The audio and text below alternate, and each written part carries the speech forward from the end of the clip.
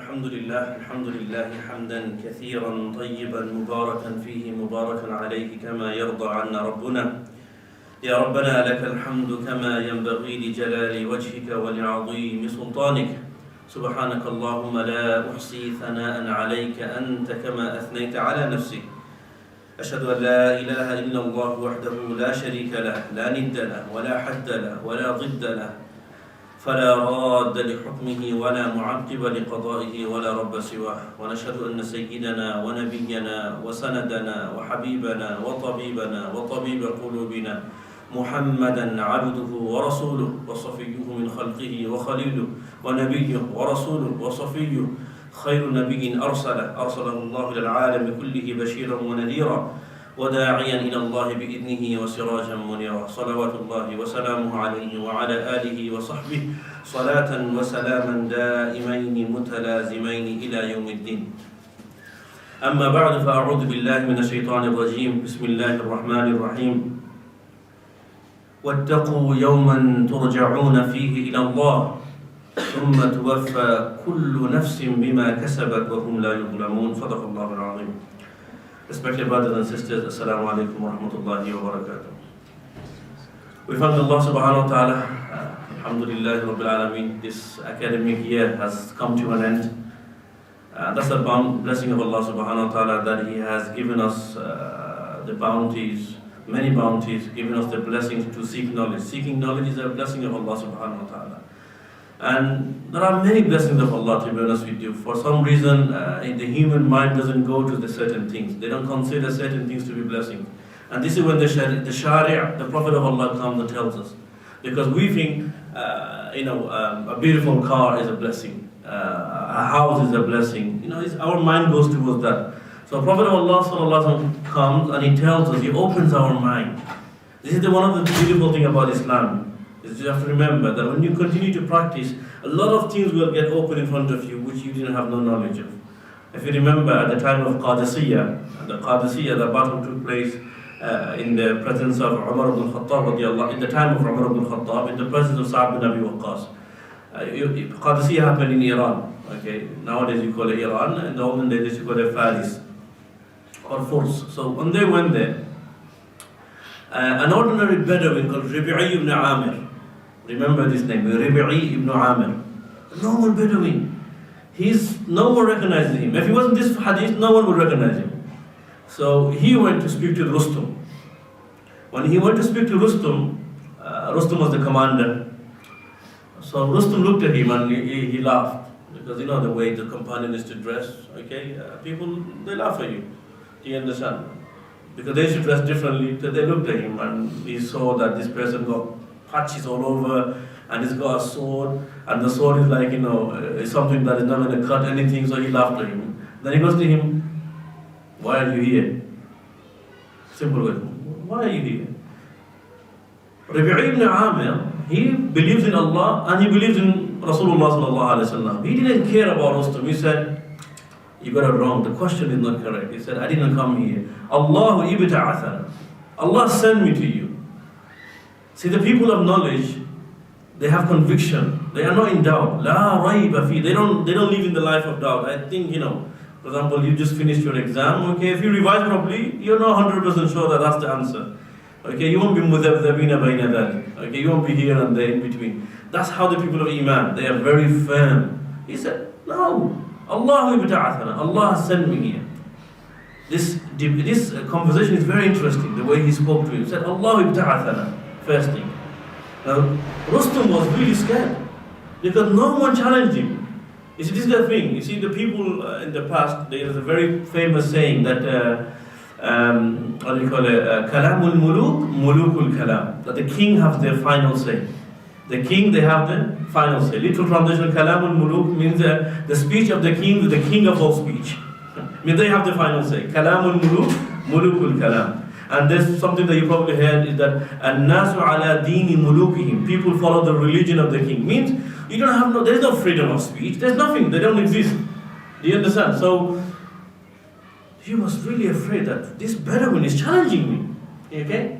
Second thing he said that, okay, so why are you here then? Why is it that your God has sent you here? He said, لِنُخْرِجَ الْعِبَادِ من عبادة العباد إلى عبادة رب العباد. He said to take the slaves from the slavery of the slaves to the slavery of the Lord of the slave, Allah Azza wa Jalla. So again he challenged him. Then he said, this is the most important thing that a lot of people don't ponder on this. He said, وَمِن ضِيقِ الدُّنْيَا إِلَى سَعَتِهَا. That's the point that I'm trying to make. Okay? And from the narrowness of this world to its vastness. What does that mean? The late Shaykh, may Allah have mercy on him, Abu Hassan Ali al-Nadwi, he said, whenever I read this, I get goosebumps. He said, what an answer, he says. He said, أَجِدُ فِيهَا. He said, أَسْتَغْرِبُ. He said, I find it so surprising that this ordinary Bedouin, okay, he spoke like that because his iman. He said, al-imanu nataqa ala. He said, because he believed in Allah, he believed in Rasulullah, wattaqullah wa yu'allimukumullah. You fear Allah, then Allah will educate you. That knowledge came from Allah. His iman was speaking. He said that you people, you don't have any knowledge of the real world. You don't have the ulum, the ilm. You think that this is my job, I'm going to stand here, and everyone listening to me, by the way, because he went to the courtyard of Rustum. He said, you all stand here, and you will stand and honor Rustum here, and that's your job, 9 till 5. This is my little world that I live in. He said, you don't know anything. There's more than that. You believe in Allah, you say, La ilaha illallah, Muhammad Rasulullah, then Allah will take you out from this little world that you live in, ila sa'atiha, and then you will get new meaning in life. This is a blessing of Allah subhanahu wa ta'ala. Seeking knowledge is blessing. You seek knowledge, Allah will show you many things. And the more and more that you will learn, okay, then many things will open in front of you. What's the meaning of mutala'a? Mutala'a is derived from the word tulu'. What's the meaning of tulu'? When the sun comes out, you say tala'a. Tala'at ash-shams or tala'a ash-shams. You could say both, isn't it? Yeah, tala'a ash-shams or tala'at ash-shams. Yeah, because the sun comes out, gives light. Mutala'a, you study, it gives you light. Oh, I didn't know this. This is knowledge. So alhamdulillah, we thank Allah subhanahu wa ta'ala for this blessing. As I said to you, people don't understand that seeking knowledge is a blessing. They think this is, I'm doing this because then I'm going to get a certificate, then I'm going to pass my degree, then I get a job. But no, Sharia says, no, this is a blessing of Allah. You will learn more about Allah subhanahu wa ta'ala. So Rasulullah sallallahu alaihi wasallam gave us a new meaning to the meaning of blessings, virtue. Okay? Another thing, for example, Prophet sallallahu alaihi wasallam said, he said, نِعْمَتَانِ مَغْبُونٌ فِيهِمَا كَثِيرٌ مِنَ النَّاسِ. That there are two blessings, there are two bounties of Allah, and wherein many people are deceived. Think about the words of Rasulullah sallallahu alaihi wasallam, because he's telling us that people don't recognize to these following two things to be blessing. He said, as-sihhatu wal-faragh. As-sihhatu wal-faragh. One is free time, al-faragh, and the other is sihha, is health. Because people don't consider these to be blessings. So alhamdulillah, Allah gave us sihha. Say alhamdulillah. Allah gave us faragh, free time. That's why you came and you got the chance to seek knowledge. Okay? But this is the blessing of Allah subhanahu wa ta'ala. Now this is why Allah says, وَإِن تَعُدُّوا نِعْمَةَ اللَّهِ لَا تُحْصُوهَا. If you were to count the blessings and bounties of Allah, لَا تُحْصُوهَا, you cannot count them. Rasulullah sallallahu alaihi wasallam also told us. And alhamdulillah, we were coming, we were leaving our house, we were coming to Ibrahim College and going back from Ibrahim College to our house, and we had nothing. We had no worry and concern and fear of not getting back. Not like the people of Palestine, for example. Not like the people of Afghanistan. Not like the people of Pakistan. Not like the people of Burma. Not like the people in Syria, where they don't know what's going to happen to them. They don't have that security. Allah gave us. That's also a blessing of Allah subhanahu wa ta'ala. Rasulullah sallallahu alaihi wasallam said, this is a hadith in Tirmidhi, and hadith is authentic, is sound. Man asbaha aminan fi sirbihi. Whosoever wakes up in the morning, of a riwayat in man asbaha minkum, or believers, whoever wakes up in the morning, aminan fi sirbihi, he is secure in his house. Yeah? Mu'afan fi jasadihi, with a sound body. عنده قوت يومه, and he has his daily bread.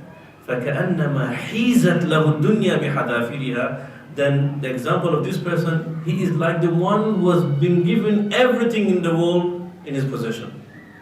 We all have that. We have that for the whole year. Okay, we had our food, mashallah. I've seen the student eating here. I don't want to go into details what they eat. But you've been having your food, you've been coming here every day, you felt that security, it's a safe environment to study, you felt that here as well, okay? And you had your daily bread, You have a sound body, but according to the Sharia, every one of us were kings and queens. Because that's what he's at dunya, but we don't think, we say, no, I don't have anything. No, you had everything.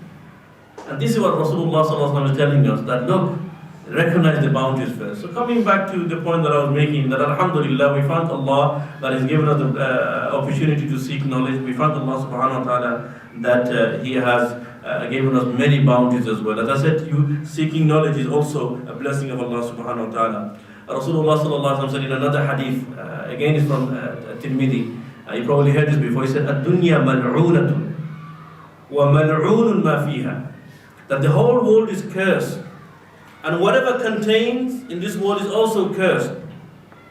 Illa dhikr Allah wa ma wala, except for the remembrance of Allah and what it likes. Aw aliman aw muta'allima, or the learned or the learner. So this hadith, what's the meaning of this hadith? Mal'una is not taken in the literal meaning here that the world is cursed. Scholars have translated this hadith. Mal'una here means madmuma. Okay, and you should know the meaning of madmuma and mamduha. Okay, madmum and mamduh. So basically, what's the meaning? That the whole world is madmum. That is not worthy of any praise. Anyone who deserves to be praised is anyone who remembers Allah. He will be praised in the eyes of Allah subhanahu wa ta'ala. And the likes of like any other dhikr or tamjeed, tahmeed, tahleel, tasbih, tilawat al-Quran, salah, zakah, hajj, and inshallah ta'ala fasting in the month of Ramadan. Okay? So ibadat, because the scholars have said, kullu muti'in dhakir. This is the principle that every muti'in, kullu muti'in dhakir, every obedient one, he remembers Allah. He or she is a dhakir. Okay, so alhamdulillah, all ibadat, you're remembering Allah, they deserve to be praised. The Sharia will praise these people. Okay? Alim is always praised because he is a scholar, he's a learned one, he learned the Sharia and he will propagate. And muta'allim. So alhamdulillah, Allah made us muta'allimun. All of us here, alhamdulillah, we are all students. Okay, we are all seeking knowledge, alhamdulillah. So we come into that category. We are all muta'allimun, alhamdulillah. And we are all learning, and this learning would never come to an end. Today is not a graduation ceremony. We never. One thing our teachers they used to tell us: this is in our final year when we were receiving our final certificate from our teachers. And he said that one thing is, I would like to say in this graduation ceremony that we never graduate. So that we never graduate. He said this is just a ceremony and it's just a term, but you never graduate. Because when do you seek knowledge? It has a beginning, but it doesn't have an end. He said, there is an end because we're human. He said, طَلَبُ الْعِلْمِ مِنَ الْمَهْدِ إِلَى الْلَحْدِ, from cradle to grave. So you don't stop learning. One of our Shaykh, I was with him, I met him many times. He was called Shaykh Umar Palanpur. You probably told me this before as well. Amazing person. He memorized the Quran at the age of 55. Because he couldn't, he was really busy and etc. But he didn't give up. This is something that we don't think. He realized that if I were to memorize, at least 5 verses a day, okay, 2 verses a day, or even 1 verse a day, but I continue. Why do I have to stop? People think that, who can't memorize 1 verse a day? Who can't memorize 1 verse a day? So he realized, he said, I'm going to continue to memorize. So he started memorizing. Okay, but he didn't become hafiz at the age of 15 like his other colleagues, or had at the age of 20 like his other colleagues. He continued memorizing, and he memorized the Holy Quran at the age of 55. So alhamdulillah, he said alhamdulillah, so he will be resurrected amongst the huffaz, hamalat al-Quran. And who memorized the Quran? First of all, Rasulullah sallallahu alaihi wasallam, Abu Bakr, Umar, Uthman, Ali, Mu'adh bin Jabal, Mu'adh bin Jabal, and also Ubay bin Ka'ab, radiallahu ta'ala, Abdurrahman bin Auf. These are and many other companions, they memorized the Quran. He will be resurrected with them. It took him 55 years, but he done it. And then he used to say something very interesting in Urdu. He said, "Maine bachpan ka kam bachpan mein kiya hai." I love that saying. Only if you understood the Urdu. The word bachpan in Urdu basically means childhood, and bachpan means 55. So he said, "Maine bachpan ka kam bachpan mein kiya hai." Something that I'm supposed to do at my youth age, I don't have the age of 55. And I love this because it just tells you that you never stop learning. There's another Shaykh, Maulana Ashraf knows him very well, Shaykh Maulana Saeed Ahmed Khan Sahib. Very old Shaykh, I don't know if you heard of his name. He migrated to Medina to Munawwara. When he went to Medina to Munawwara, he was migrated from Pakistan to Medina. When he went to Medina, he was communicating, but his language, his Quran, his Arabic language was from the Quran, the Fusha. But he didn't know the colloquial, and it's very important because otherwise they don't understand you. So the Shaykh was learning every day. He's a scholar, but he had to learn the law, and he was learning every single day. And sometime he said that I had no food or drink because no one recognized he lived a normal life and he found it very hard to live there. Anyway, a time came when the Shaykh has said this, that Alhamdulillah, I'm saying this out of tahdith bin ni'mah, not out of pride, that Allah has blessed me with knowledge that I believe that anyone could come in front of me and challenge me and ask me anything, I will defeat them in debate. He doesn't debate with people. He said that this kind of knowledge Allah has blessed me with.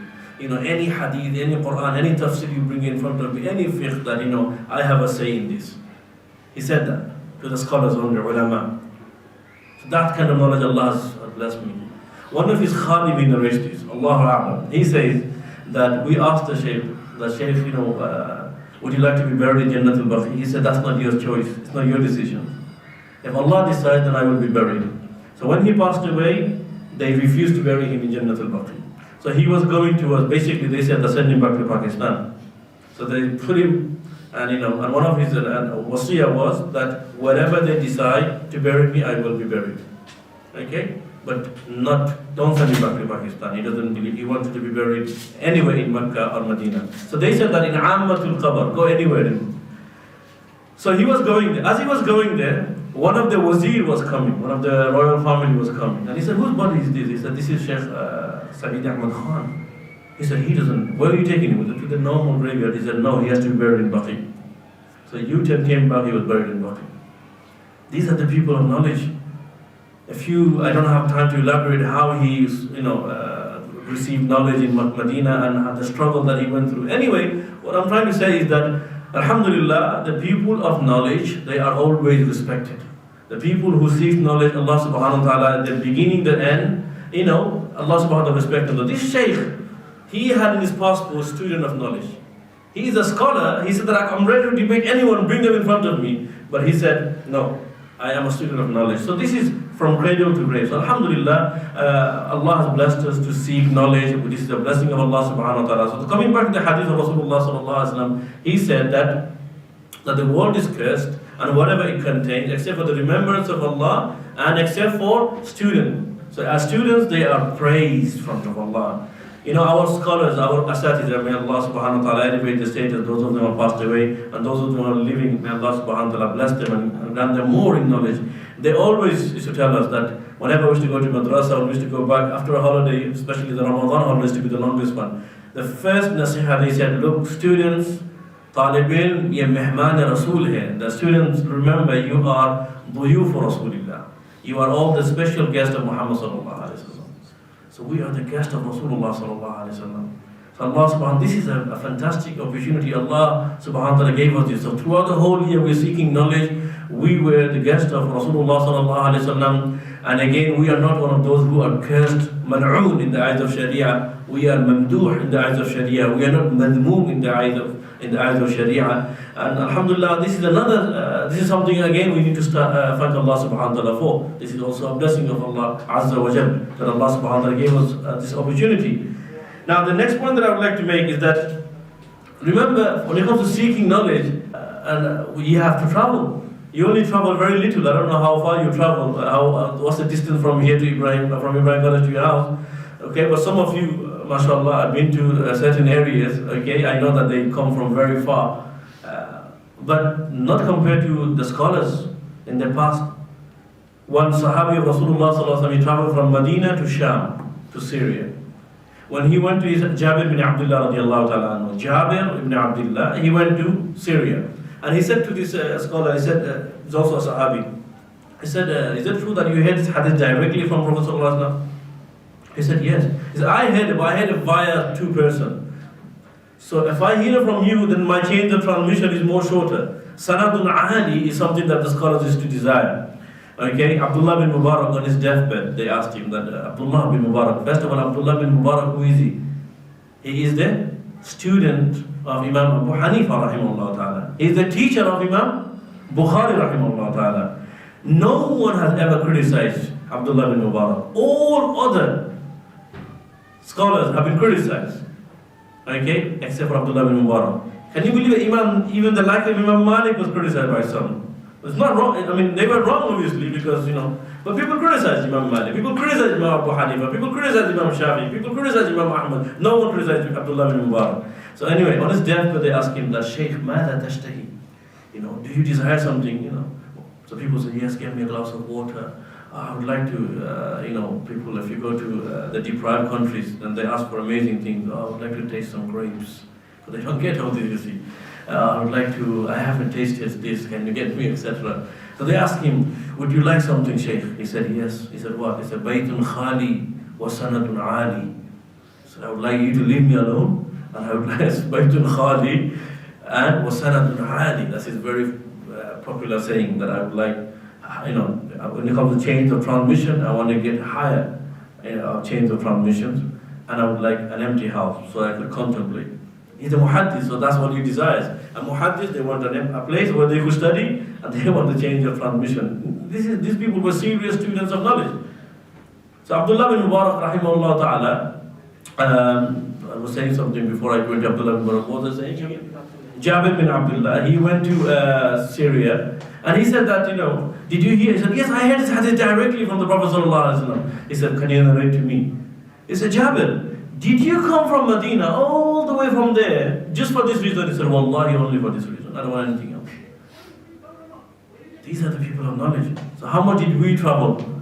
And it's a month travel by there. He bought, the story is amazing, it's in Bukhari. 1 month, first of all, he bought the horse, he looked after for a month, he gave food for another month, and then traveled for 1 month.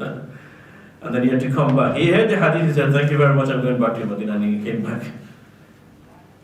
But we haven't done this, what did we do? So these were the serious students of knowledge, subhanAllah, they traveled for knowledge, and this is why one thing that we learn from the stories of this, that we have to travel for knowledge, and it doesn't come to an end. There's a very interesting hadith, Imam Bukhari mentioned this. Imam Bukhari, rahimahullah ta'ala, and Imam Muslim mentioned in the authority of Abu Hurairah radiallahu ta'ala anhu. He says that, I don't know if you heard this hadith, that when Allah subhanahu wa ta'ala, لما خلق Adam, when He created Adam alayhi salatu wasalam, Allah subhanahu wa ta'ala called Adam, Adam come here, He said, اذهب إلى أولئك النفر من الملائكة فسلم عليهم. He called Adam, He said, go to those angels. You see those people sitting there? He said, yeah. He said, اذهب, go to them. When you go to them, فسلم عليهم, and then greet them. Yeah? واستمع لما يحيونك وفي رواية لما يجيبونك, and then listen to the reply. فإنها تحية وتحية ذريتك. Because this will be your greetings and the greetings of your children. So Adam alayhi salam, he got up and he went to them. And then after he traveled to them, he went to them, he said, Assalamu alaikum. The angel will reply, Assalamu alaikum wa rahmatullah, with the ziyada of rahmatullah. Now, Imam Bukhari, Imam Muslim mentioned this, Imam Nawawi, the Sharih of Muslim, and Ibn Hajar Asqalani, the Sharih of Bukhari, Fath al-Bari, they mentioned many beautiful etiquettes of salam and etc. But the most interesting thing mentioned by one scholar, worth remembering his name, Shaykh Abdul Fattah Abu Ghudda. And the name of the book, every single student must read this book. Safahat min Sabr al-Ulama. This is a must buy, remember this. This is the book that will tell you about how the scholars, they struggle for knowledge. Sabr. Safahat min Sabr al-Ulama. So Shaykh Abdul Fattah Abu Ghudda mentioned something very interesting I did not find anywhere else.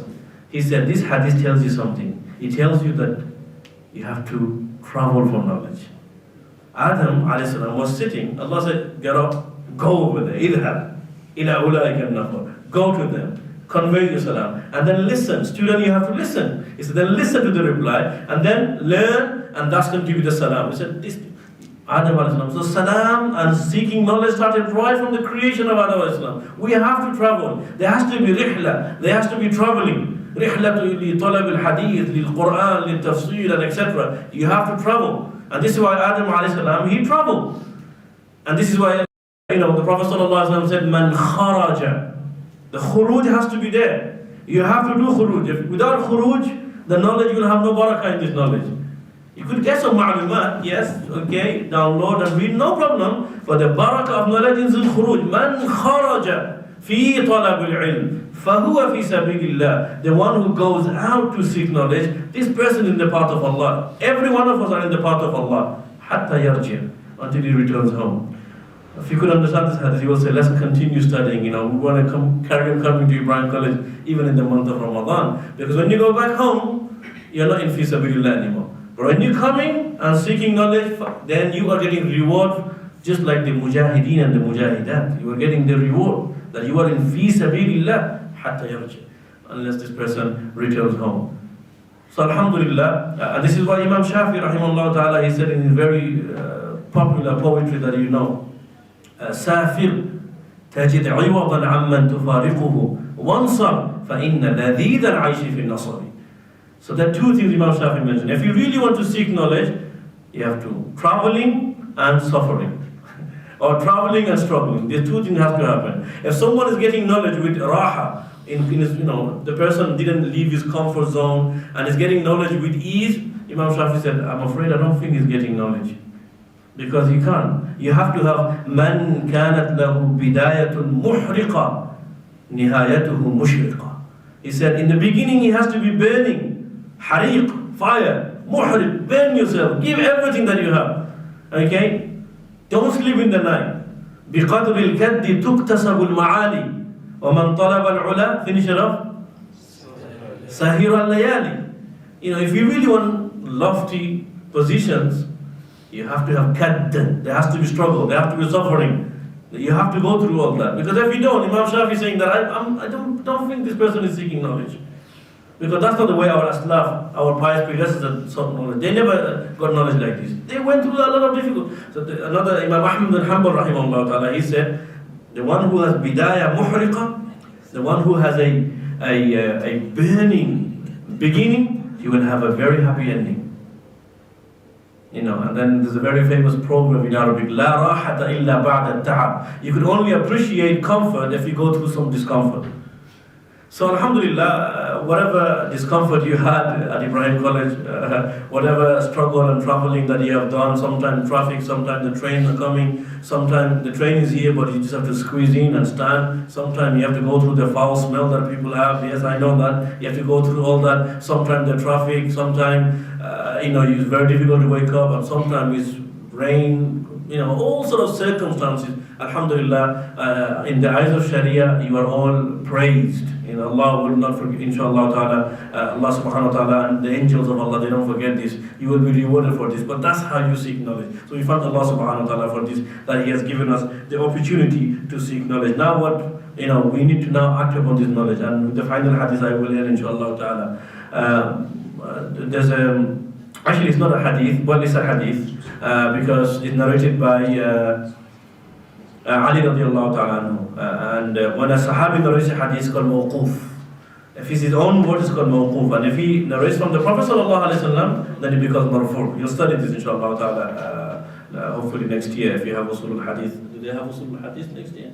Some of them, isn't it? Okay, so hadith mawquf is basically when the narrator, if the sahabi narrates from his own word, it's mawquf. And if he narrates, he says that I heard the Prophet of Allah sallallahu alaihi wasallam, then it becomes marfu'. So Ali radiallahu ta'ala said something, and some of the scholars said it's not actually the saying of Ali, it's actually saying of Imam al-Ghazali. But that's not true. Imam Ghazali mentioned this in Ihya Ulumuddin, but actually the saying is Imam Ali radiallahu ta'ala. So he said, Kullu nasi halka. It's very interesting, and this is something that you need to ponder on. It's a Kullu nasi halka illa al-alimin. He said that, look, everyone will lose out. I'm going to translate the halka in this meaning. Everyone will lose out except for ulama, the people of knowledge. The people of knowledge, they won't be deprived of blessings. They will be blessed. He said everyone will lose out. And nasu halka. The alif lam here in nas is for istighraq. Everyone. Illa al-alimin, except for the people of knowledge. He said, wal-alimuna halka. He said the people of knowledge, they will also lose out, except for illa amilin, except for those who act upon. Well, amiluna halka, And those who are acting upon the knowledge, they are also they also will lose out. إِلَّا الْمُخْلِصِينَ. Except for those who have sincerity. And then he says, وَالْمُخْلِصُونَ عَلَى خَطَرٍ عَظِيمٍ. And the mukhlisun, they are in great danger. Because you always have to check your intention in the beginning, in the middle, in the end. Who are you doing it for? Is it for Allah? I've came here so now I could go back and tell them, I am a student of knowledge. I know Arabic language now, and etc. I could speak Arabic, and I could debate with anyone. I could, and etc. Is it because of this reason, or is it going to bring tawadu, humbleness, that alhamdulillah, I've learned the language of the Quran, I've learned the language of the Sunnah, and now inshallah I'm going to try to understand the Quran, I'm going to try to understand the Sunnah, I'm going to spend more time learning, and if I don't know, I'm going to go to the people of فَاسْأَلُوا أَهْلَ الذِّكْرِ إِن كُنتُمْ لَا تَعْلَمُونَ. If you don't know, go to the people of knowledge. If you do not know, إِنَّمَا شِفَاءُ الْعِيِّ السُّؤَالِ. The one who doesn't know, his shifa, his cure is to ask. If he doesn't ask, he's not going to learn. You ask. السُّؤَالُ نِصْفُ الْعِلْمِ. Asking question is half of the knowledge. And if you don't know, la adri, to say that I don't know is also nisful ilm. So alhamdulillah, we thank Allah subhanahu wa ta'ala that He has blessed us, that He gave us the opportunity to come to Ibrahim College to seek knowledge. Alhamdulillah, we had a fantastic year. We learned the language of the Quran, we learned the language of the Sunnah. But as I said to you, it doesn't come to an end. We need to continue, we need to come back with firm intention next year, inshallah ta'ala. We need to come back strong, and we need to come back with intention that we're going to learn more. And those of you are leaving, going, but don't forget that, this, whatever you have studied here, you need to practice, okay? And also ask yourself as well, even if you don't get the chance to come back at Ibrahim College, there are many chances of seeking knowledge. That door is not closed, okay? Inshallah ta'ala. May Allah subhanahu wa ta'ala give us the opportunity, the tawfiq to act on what is said. And may Allah subhanahu wa ta'ala make us one of those who are the students of knowledge, tullabul ilm, because they are praised in the eyes of Quran and Sunnah. May Allah Azza wa Jal accept all our efforts, and may Allah subhanahu wa ta'ala forgive all our shortcomings. With this, inshallah ta'ala, I will end.